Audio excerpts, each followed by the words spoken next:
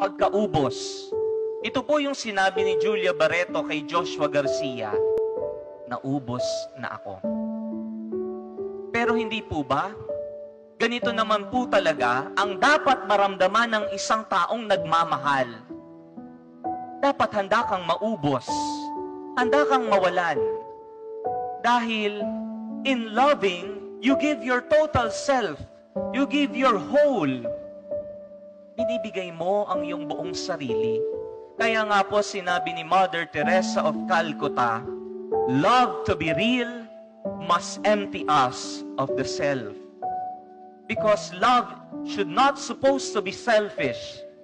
Love should be generous. Ang pagmamahal ng buo, kahit na mawalan ka, kahit na maubos ka, ibibigay mo pa rin dahil minamahal mo at pinahalagahan mo ang isang tao.